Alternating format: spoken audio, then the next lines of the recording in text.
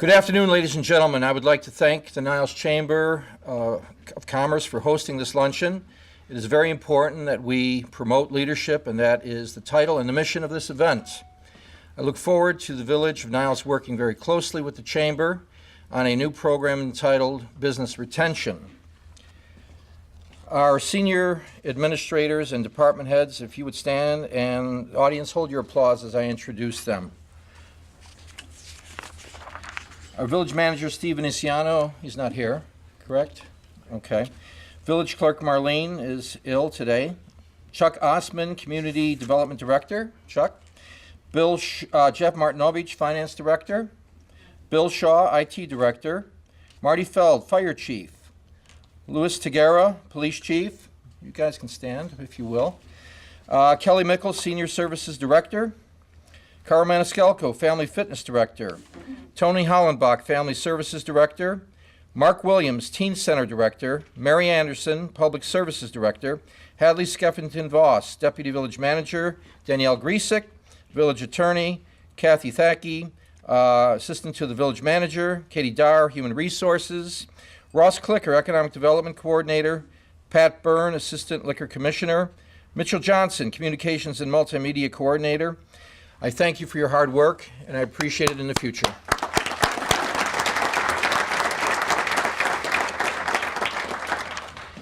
So about Niles and our wonderful village, permit me to state where we've been before I tackle the question of where we're going. Performance management measures have gotten a new lease on life, with covalent software bringing to the fore labor efficiencies. The Arts and Culture Council is vibrant, and community events are more and more well attended. Holly Jolly Christmas lighting has grown from 200 attendees in the Village Hall to over 3,000 at the Park District. 3,000 attendees. The new water line from Evanston has been studied, routed, engineered, and construction is planned to begin within 4 to 6 weeks. When completed, the water costs will become stabilized, and with savings, we will begin to completely rebuild our own water system. An open house for the project is planned for Monday, February 12th, 5:30 to 7:30 at the Morton Grove American Legion Civic Center. I would encourage you to be there. It's an $85 million project. It's a legacy project. The village now owns the Leaning Tower at the YMCA and has begun the process for the National Historic Registry and start building out and marketing it as a tourist destination. Stormwater abatement. The award-winning Tier 1 program with the 50/50 cost share home program has been completed, saving 800 homes from flood water. Tier 2 will begin with a collaborative effort with the Park District at the Gulf Mill Park and the bank building at Gulf Mill. Next, new street signs and neighborhood naming signs have been agreed upon and will be installed in the coming months. Also, final design and communication specifications for the new police patrol cars have been agreed upon, and the cars will be on the streets in the next 2 months. Pace Bus Express bus service from Jefferson Park Blue Line Station to Gulf Mill Shopping Center has become closer to full implementation with the installation of the commuter interactive bus stop stations. The new system will be fully operational in 2019, with Niles being the first suburban municipality to have such service. We have entered into an intergovernmental agreement with Cook County Forest Preserve to provide for a soccer field with supplemental parking for Johns Byrne Printing at Oakton and Caldwell. Significant to this agreement is that Johns Byrne will be able to expand their business and add 40 new jobs. This past year, Public Service has burnished their already stellar reputation for snow removal by investing in Garmin GPS software that was modified to direct the plow drivers turn by turn. The benefit being turning 3-hour runs to 2-hour runs, saving 1/3 overtime labor costs, reducing equipment and street surface wear and tear, And the process is environmentally progressive because it reduces truck emissions and street salt runoff. The village has been working with O'Hare Noise Compatibility Commission to reduce airplane takeoff noise. The left bank takeoff engine roar threatens quality of life, and it needs to stop. The process has begun to install 4 economic development zones, TIF districts. 3 TIF districts will be along Milwaukee Avenue from Waukegan to Gulf. Another zone will be at Oakton and Waukegan. The objective is to create development along Milwaukee Avenue as a live, shop, sell, and service environment. All of these accomplishments speak volumes to the fact that Niles is a progressive village that takes seriously its responsibility to its businesses and its residents. Permit me now to give you a financial report on our village. The current general fund budget is $37,985,926. $37,985,000. And the proposed budget, 2018-19, looks to be, if approved by the board, $37,923,371. Therefore, the proposed budget represents a 0.16 decrease in the general fund budget. Labor cost in the proposed budget is $22,453,532, which is a 3% increase over our current budget. We anticipate spending $14 million on infrastructure, including the replacement of streetlights on Milwaukee and Waukegan, and roads, resurfacing, water and sewer infrastructure upgrades, which have long been, neglected. The 2018-2019 general fund revenues, there's expenses and there's revenues. Revenue stream projects as a slight increase of 1.6% over the 2017-18 budget. More money coming in. The village tax levy increase was for police and fire pension funds. Revenue sensitive to the economy, such as real estate transfer tax, building permits, and local gas tax, increased by 7.8% collectively in the proposed budget. Unfortunately, sales tax has decreased, or will be decreasing, 2.5% over last year's budget.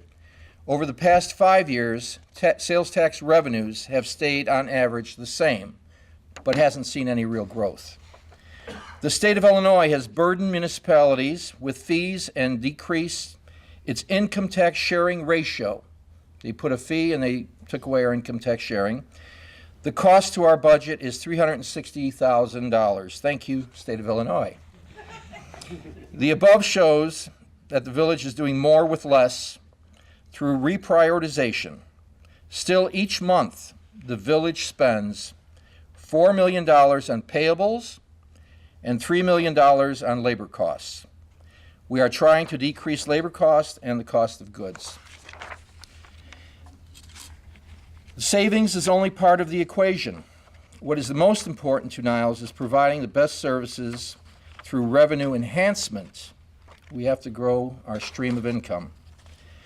We will keep Niles a special place with great services without a heavy tax burden. This is possible, and our village is in a good place with a great economic plan. So what's the plan?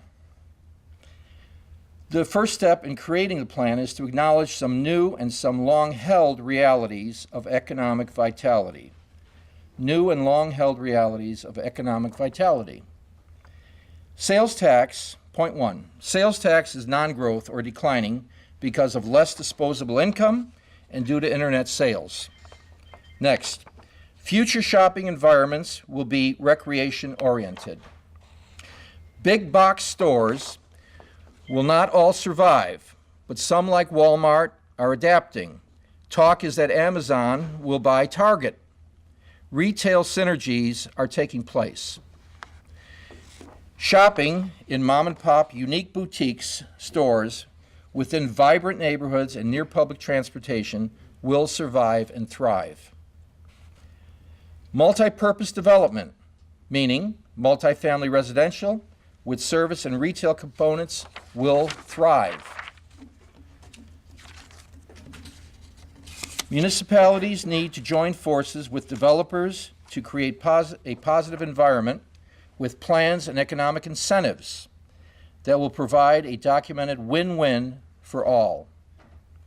Next, existing daily necessity retail, food stores for instance, and other marginalized retail need the support of the Chamber and the village. Public transportation, car sharing, and multimodal transport will become more important as millennials will rely less upon personal auto transport. Starter homes built in the 50s and 60s are less desirable and in some cases are obsolete. The property tax generated is marginalized due to their condition. Intergovernmental agreements with the Park District, the school districts, the library district provide greater residential desirability and should be sought.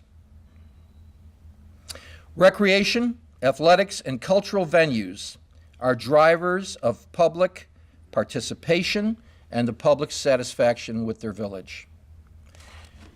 Transportation-oriented development, or TODs. TODs are transportation-oriented development of public satisfaction and, TODs are proven to drive successful residential, retail, and recreation developments. Aesthetically pleasing streetscapes are drivers toward better shopping experience. Beautified, defined, and safe neighborhoods are coveted. Community events that build a sense of belonging to a community can drive public purpose and residential desirability. Defined retail districts allow for better marketing. Lastly, public and business participation and buy-in is necessary for any plan to succeed. We need to work together. The plan, according to the above realities, the new and long-sought realities of economic vitality. Here we will use photos to illustrate development plans underway.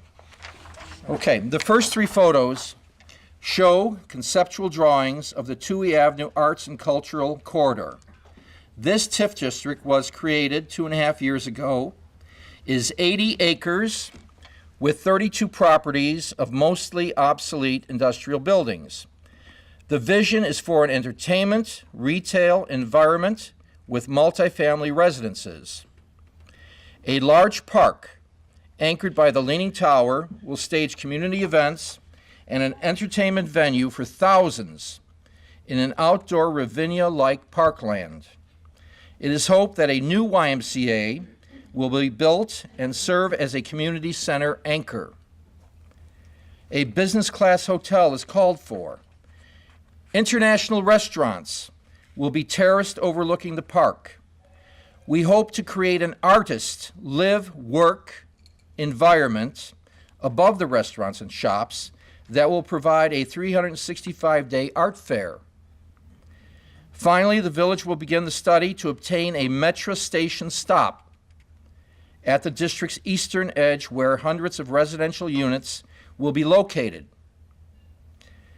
TOD. Boulevards will run east and west, and one will be north and south. The street grid will be completely multimodal with driverless shuttle vehicles. This vision does encompass many of the new realities of economic vitality. The next 7 slides will introduce you to transportation-oriented development, which is exploding along Milwaukee Avenue in Chicago, parallel to the elevated Blue Line train. These developments are from Damon Avenue to Western, terminating at California Avenue. Ross Clicker and I went out and rode the Blue Line and took these photos. Ross will explain what you're seeing. Ross, I think you need to come because we can't move. Okay, so the first photo, what you're seeing here is a shot that was taken actually from the train. It's overlooking an old vacant lot, which was an auto dealership. And as you can see on the other side of the street, new 4-story buildings have all been erected with retail on the first floor and residential up above. Can I have the next slide, please? The construction is continuing at a feverish pace in this area. Here's a new building that's being put up. If you can go to the next one, please. And then here's an example of a new building that went up immediately adjacent to a transit stop. As you can see, 5 stories, 1, 2, 3, yes, 5 stories, retail on the first floor, immediately adjacent to the train stop. So issues of noise, issues of things like that don't seem to be hindering these types of development. And they've actually proven that the closer they are to the actual transit stop, the more valuable the properties are. So the notion of noise or congestion is not there. We don't have to worry about that. Can I have the next slide? Here's a type of development that also came in, larger scale development. As you can see, it's a 3-building development, but the smaller developments that happened adjacent to it, that neighborhood restaurant there was not always there. It's at the forefront of the picture. That was a recent development that came in after the TOD development began, because with the conglomeration of people that was coming in and the concentration of people, the need for that family restaurant could be sustained. So next slide. Some other shots of this development. The things that I wanted to show there is the types of retail that are coming in. They're very supportive to the people that are living in the TOD development. What you see there is on this slide and the next one, you see a Dollar Tree and a Family Dollar store. These types of retailers are the types of retailers that are being incredibly successful in the TOD development. They provide quick service, small volume products that the people who live in these types of developments want, need, and use. Next slide. Also, public art is a crucial element of these developments to make a livable environment that people want to come to, they want to explore, and they want to bring their guests and family and friends in to show off. Next slide. And with that, I'm going to hand it back to the mayor. Thank you, Ross. The next 4 slides illustrate Niles's development plans for South Milwaukee Avenue. The study, which was conducted by Lakota Planning, was done 1.5 years ago. New zoning for the district will be part of 3 TIF districts previously mentioned. They call for higher density multi-purpose residential, boutique retail spaces, public art exhibits will be featured along the multimodal street. Do we need to? I haven't had them go through. Okay. So you could see these. Now these are all conceptual, ladies and gentlemen, but they go to replicate what you saw in Chicago. If we can get development to this extent, we will have a whole new property tax program. We will build our EAV. The next 2 slides will introduce you to the new Pulse Express line, which will begin at Jefferson Park and terminate at Gulf Mill Shopping Center. I like to call this bus line Surface Blue Express for marketing purposes. Thus, Milwaukee Avenue, from Touhy to Maryland on the north, will replicate the TOD development explosion evident in Chicago. Did I miss anything, Ross? Nope, you got it. The bus stops are participant interactive. It will show where the Niles free bus is, where the next bus is, and you can even pick that up on your smartphone to see where the buses are. From the new realities of economic vitality, I spoke of defined retail districts. Within the South Milwaukee corridor is the newly created Home Design and Remodeling District. This initiative came out of one of the 3 subcommittees created from the Economic Development and Neighborhood Renewal Commission. Ross, can you show the possible logos, which will also be a sign perpendicularly mounted on member store facades? Sure. You have them? I have them right here. So what we have is, again, the Home Design and Improvement District. The idea or concept is that we noticed that through Alan Zielinski and Mike Shields really looking at this, that we have a high concentration of home design and improvement businesses already on Milwaukee. Why don't we focus on that? Why don't we attract attention to that? And much like Wheeling has identified themselves as Restaurant Row, why don't we identify ourselves as the Home Design and Improvement District? We've had some initial meetings with business owners regarding that. The general feedback has been very positive to it. We are going to be holding our first board of director meeting very soon, but we do have some proposed design ideas for the actual logoing of the district. As the mayor said, these are the signs that could be up on businesses to identify them as member businesses of the Home Design and Improvement District. Work is early on in this, but we do believe that it will be a benefit to not only the businesses in the district itself, but a general economic lift to the entire community. So. Thank you. The next three pictures are artist renditions of the village's 9101 Greenwood property and the Niles Park District's Gulf Mill Park. These are conceptual. In fact, we just received them last week. Yeah, late last week. But what they represent from the new realities of economic vitality are recreation, athletics, and a cultural venue through an intergovernmental agreement with the Park District. Additionally, this space will capture floodwater from the neighborhoods as it is Tier 2. It will be designed, hopefully, by the firm of the late Ed Euler, who designed Millennium Park and Maggie Daley Park. You know the park with the bean? That was Ed Euler. So we expect great things. These two Chicago parks that I mentioned are drivers of thousands upon thousands of tourists and native Chicagoans. One last benefit is that it is located across the street from the north terminus of the Surface Blue Express Pulse line. So that line that starts at Jefferson Park and goes all the way through Milwaukee Avenue onto our streets go to Gulf Mill, and they are at our own Maggie Daley Millennium Park, if you will. Last of all, in this section of my presentation comes from the Economic Development and Neighborhood Renewal Commission and represents the need to create newly remodeled single-family houses with modern amenities and larger floor plans. This is important if we are to attract young families. Further, a house valued at $300,000 versus one at $450,000 represents a marked difference in the property tax over a 30-year loan. It is our intent to make it easier financially for an additional $150,000 loan be approved by a lending institution. The risk-reward is skewed in our favor. The next 4 slides represent the best efforts thus far to upgrade our housing stock. Ross, I don't know if this is something. Sure. We've put some examples of properties in Niles that have done exactly what we hope to see happening, that we need to encourage additionally.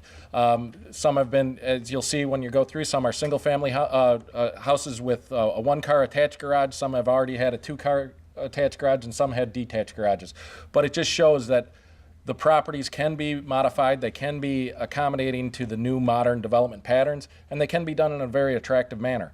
So these are the programs or the properties we'd like to encourage to be redeveloped or improved upon, and we would like to make sure that the residents who come in and are seeking to look to reside in Niles and our current residents in Niles have the ability to get these programs done at an affordable manner and get financing on the project.